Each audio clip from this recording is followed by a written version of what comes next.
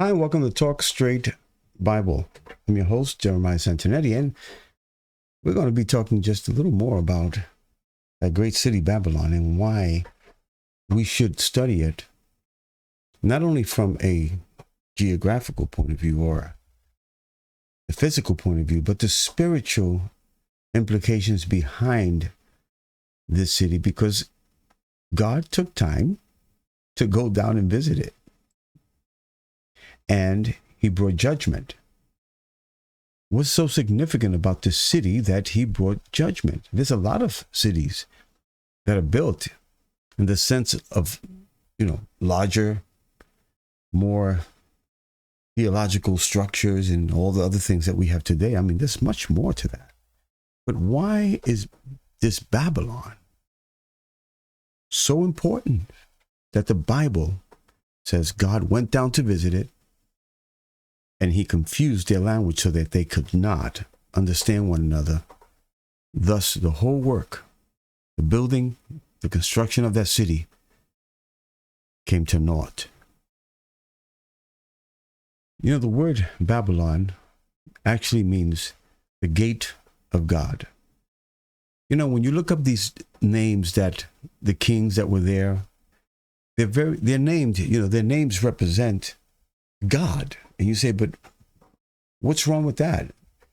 It's because the names that they gave it, such as Nimrod and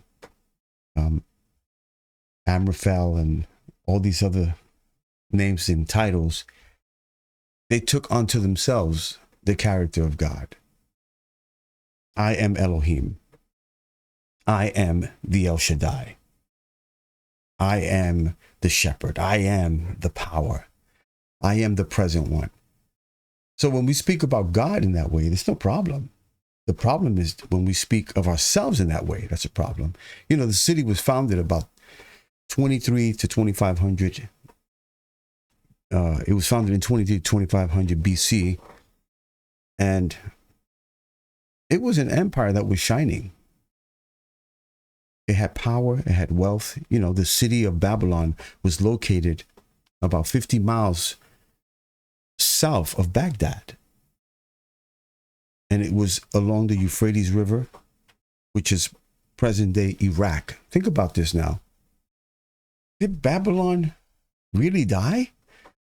Well, the city was destroyed, but how about the spirit of it? It was established by which the people were called, and I think they are still called, the Akkadian-speaking people south of Mesopotamia. So Babylon holds a significant place in the Bible and is widely recognized as one of the most renowned cities. When you think about Babylon, you say, yes, it was a great city. But it was a city that exerted the dominance over the ancient world. It not only built a city, it went out to conquer other cities and put it under subjection. If you want a lot of information about what God was going to do to Babylon and why he took his people there under the reign of Nebuchadnezzar, you could look at the book of Jeremiah. Just read the whole book. So Babylon also was the hub for trade and military might, political power, cultural diversity, and religious practices. Can you imagine that? It had the power to trade all around the world. You see that today? It had great military might. And you know where the whole concept of their military might, the DNA of that, was not just having one military might in the city, but conquering the other cities or uniting other kings together to become one mighty force. What will happen when that happens? Or is it happening now? Do we see it happening now? United military powers to come against the United States or maybe another country. And we see that it was a trading place. And you see now that we're actually seeing in our country and other countries coming together to have a one hub trading post. So nobody's going to get away. They had political power. I don't have to tell you about that one. You can see it. But the cultural diversity is that is strong, because that is many people coming together from all kinds of cultures to bring in their own gods, their practices. You say, what's wrong with that? It defies the very laws of God. I am the Lord your God. The Lord is one. So it was powerful in that sense. But it was also associated with the notions of prosperity, luxury, enigma, fascination, but it also had a lot of misconduct. No city is perfect, but because of that rule, under that one leader, you could not defy the law. Babylon was home to the two great leaders, which is Nimrod and Nebuchadnezzar. Nimrod built it. As a matter of fact, you will find the scriptures and through history that Terah, the father of Abraham, was under not only the authority of Nimrod, but he was actually under his service. Because Terah, as we know it, was an idol worshiper, strong idol worshiper. You see, there are other things, other books, other writings that the Jews have that we don't have, but they confirm what the Bible says. Imagine if God was to put all the information, that we have in the Bible, included with all the folklores and the stories. We could not contain it. You would not have a Bible in your hand. You would need to buy, thousands of books. But God has given us the Bible in a condensed form to show us that these things are true, but then we must be the students to go out and seek it. And so Nimrod and Nebuchadnezzar were the two great leaders who left their mark on history with their prominence and their influence. Think about it. It was mainly under the Amorite king Hammurabi, who ruled it from 1792 to 1750 BC. Now, that was the one. He was the one that established the groundwork, the laws. Hammurabi successfully expanded the territory by conquering the neighboring city-states of the southern and central Mesopotamia, ultimately uniting them to become the Babylonian Empire. There is your DNA. There is that power. See, we have the body of the city that was created, and it was humongous, and it had, according to those days, beautiful structure. I mean, if you saw it, it was something to look at. I mean, it was like the Garden of Eden, except with buildings. But it was Hammurabi who wrote the code, crafted, possibly by his own hands, to prove to be a powerful tool in securing Babylonians' dominance over the neighboring cities. And let me tell you, it was a strict and uncompromising code. There were laws that left no room for rebellion or insurrection. So this allowed Babylon to thrive under the rule of Hammurabi. If anyone dared to challenge the code that he wrote, the consequences were dire. Yeah, you better believe it. There was no room for negotiation, no compromise. The stakes were too high. For him to compromise one law would bring the whole city against him. He's weak. No. It was tight. The armed forces were tight. Are you seeing something here that we're going to face, or the world is going to face through these teachings? Through what we understand about the DNA of Babylonia? The city was soaring high, folks. It was incredible. The achievements surpassed even its own ambitious aspirations. As you study it, I mean, you can get online and look at so many things when it comes to Babylon. I mean, there's so much written on it. But by a single decree, Babylon certainly fell because of the judgment of God. Let us go down and see the city and the tower. Now, I thought about this. Imagine if today humanity was to get together and, let's say, in a square radius of 50 miles, build one tower. That means 50 miles wide around, and then build it 1,000, maybe 1,500, or let's say 1,500 miles high. You know, that's from New York to Florida. Imagine having a building that high, and everyone in the world has participation in there. Everyone has an office. I think we have buildings like that today. But imagine a building like this. I wonder if God would come down and visit us and destroy it. Well, is it being built?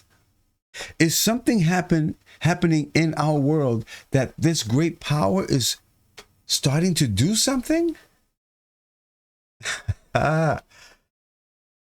Hammurabi's code stands as a testament to the ancient city, to the ancient world, of his wisdom and the legal understanding of the Babylonians. Its comprehensive guidelines continue to inspire individuals and societies alike, reminding us of the importance of justice and fairness in our daily lives. This is what he's saying. We're going to take care of you. Just follow the rule, follow the law. And if you follow the law, if you do according to the code, you have nothing to worry about. Let's talk about the modern Babylonian code versus the laws of God, the laws of the Bible. Because as I was looking at all these things, and I've studied Babylon before, but not to such an intensity when you look at it and all the scriptures that describe, it's just an amazing. That's why as I began to write on it, because I'm writing it and I'm putting it into my book, hopefully soon to be released, Warrior's Call. And I did not want to go that far because I wanted to write simply on the principles of warfare, but I could not get past Babylonia. The Lord took me there, and as I began to look at it and study it, there were so many great things. And if you go back to the first 3 videos, I explained just a few of the names there. But the Code of Hammurabi contains a comprehensive set of about 200, or let's say 282 regulations that established clear and ambiguous standards for commercial interactions. Did you get that? It was established as a clear and ambiguous standards for commercial interactions. That means that the law of Babylon was all about people interacting together under this one rule. So these rules were enforced through a system of fine punishments. I mean, talk about fine punishments. Yeah, they gave you fines, but it was also establishment that was fitly put together. It was fine. That served to ensure the compliance with the established norms. Wait a minute. Everything we're seeing, it seems to be normal. Just ride it. Just ride the waves. But there's a code being written within that code that we see as normal to establish another code that we cannot see. Hey, when you open your computer, do you think about when you click your mouse and you open up Microsoft Word or you open up the internet, you don't even think about what's happening in the background. Why? Because you just want to get to the site, or you want to open up your program. But every program that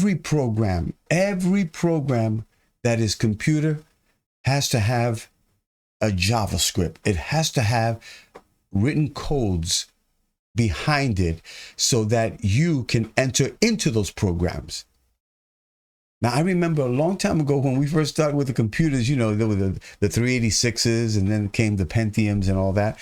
But I went through a lot of trouble sometime because my system would fail, and it would say this as it was booting up. You know, you turn it on, it starts to boot up, and it would say this one line that stood with me for the rest of my life. And it became so prominent in my thought life. And it said this as you're booting up, and I quote, system operation missing. System operation missing. I said, what is that? So as I began to study, and then I called my friend because he was a computer expert. He says, oh yeah, that's a code. That's a line that is missing. And so as it's booting up, it cannot boot up to the hard drive because that one line gives you authority to get into the hard drive. I said, wow, that is humongous. That is humongous. And all the spiritual applications and appellations that I got behind that was humongous to this day. It forms everything. It is the DNA of everything that you click with that mouse. Sometimes you may open a program and it says error.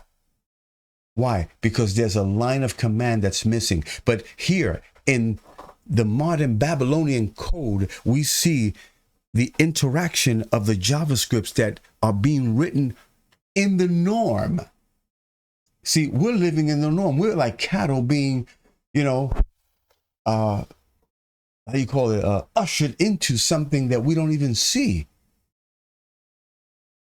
Why? Because the JavaScript the JavaScript in that normal code is what is pushing humanity to an unparalleled devastation. Any violation of these regulations will be met with full force of justice as prescribed by the code of Hammurabi. It is imperative that all parties engaged in commercial activities acquaint themselves with these standards and adhere to them in order to avoid legal repercussions. Yeah, you see, it's going to be so strong that if you break one law, believe me, you're going to get a knock on the door. They're looking at us from the heavens. I wonder if we have built towers to the heaven through our satellites. I mean, today you could look from the satellite, from space, you could look directly to your door in your house. And I wonder if they can see beyond that. So think about this. We have towers in the sky that are looking at us, that are roaming around the earth, and listen to this now, they're able to take weapons from space, through space. They can put them up there and shoot a laser beam at your house and destroy it if they want to. I mean, the military, capabilities are beyond measure. The information about the code is critical for our day because men are writing laws that are contrary to the kingdom of righteousness. They are slowly dissipating the what we call the fabric of the system of the kingdom of God. Remember that the kingdom of God cannot be diminished. No, you can't whip it. But I tell you, they can stop. They can do things. But watch this. I term this the two systems integrated for dominance. When the world system is tied to Babylon, are you hearing me? It will deceive the world with its deadly wine. We see this wine in Revelations chapter 17, where the great prostitute was giving the wine to the nations and got the nations drunk with her doctrine, causing even the great leaders and worshipers of other gods to become one with an evil government. Who is this evil government? You look around. Behind the seduction of these gods and the system of worship and leaders, we're going to see a great pouring out of wrath.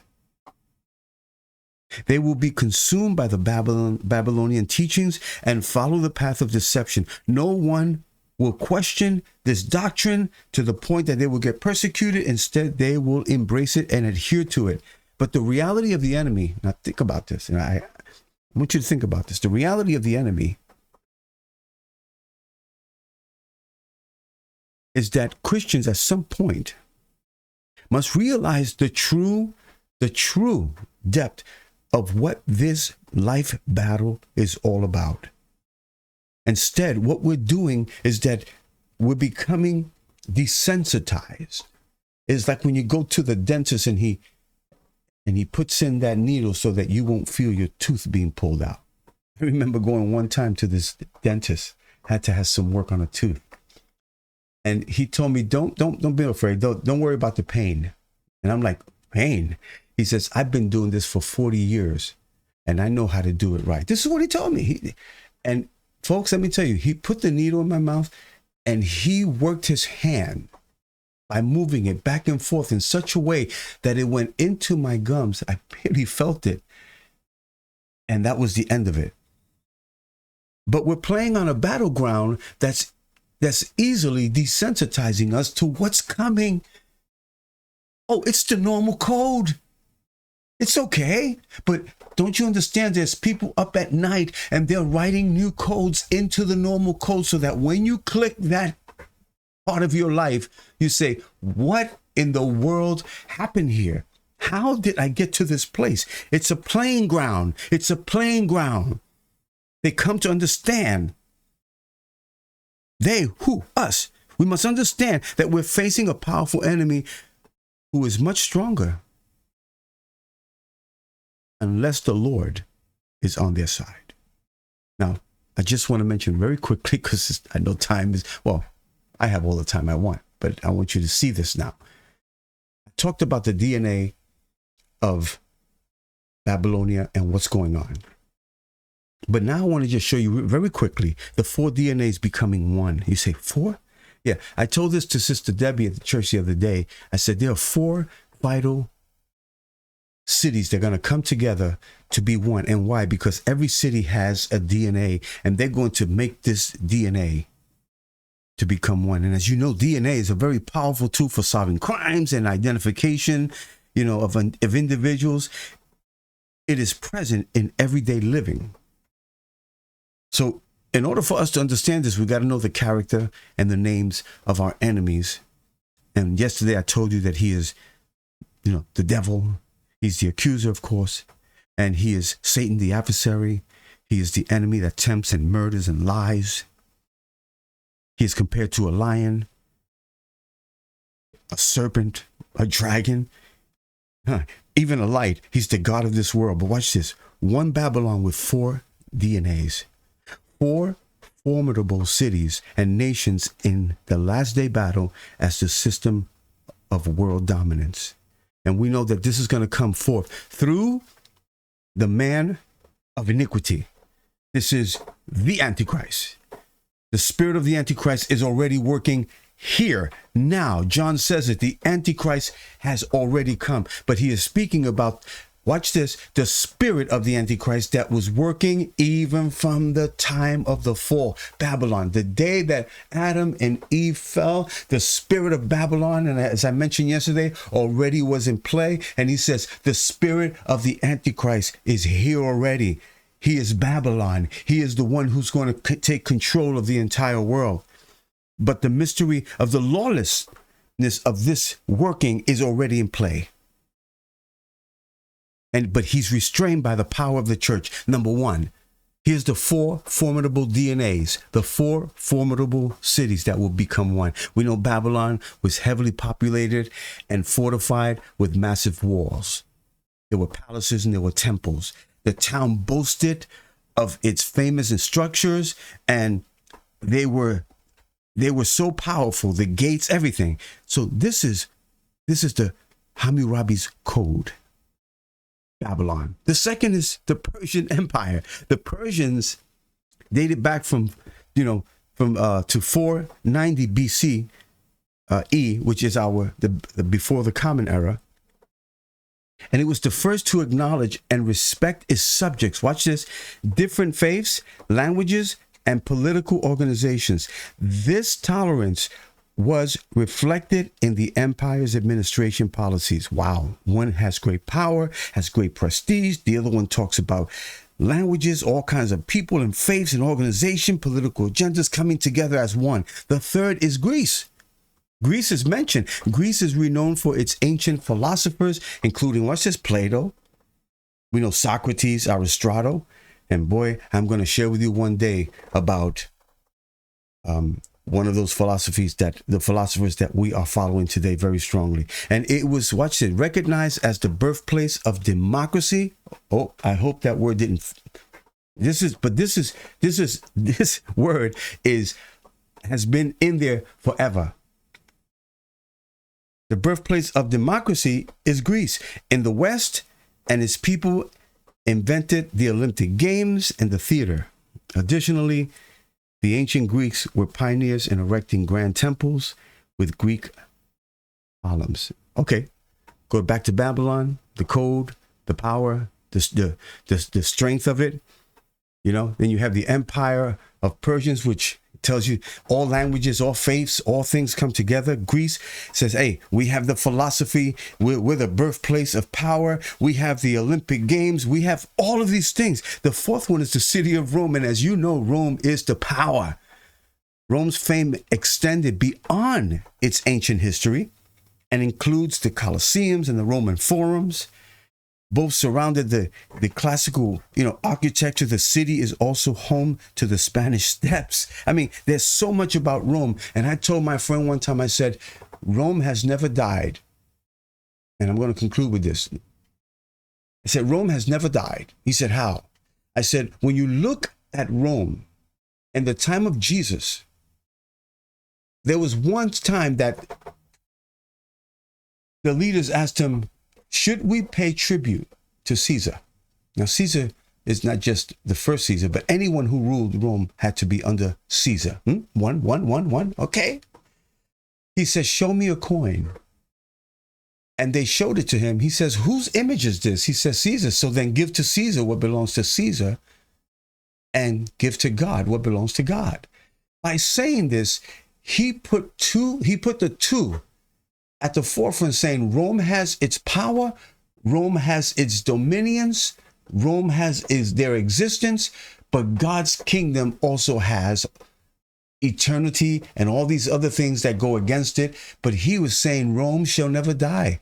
You don't believe me? They say Rome died. No, it didn't. It went underground, and it is modern day Europe. It is Britain. You want to call it whatever you want. Rome is alive. The Persians are alive.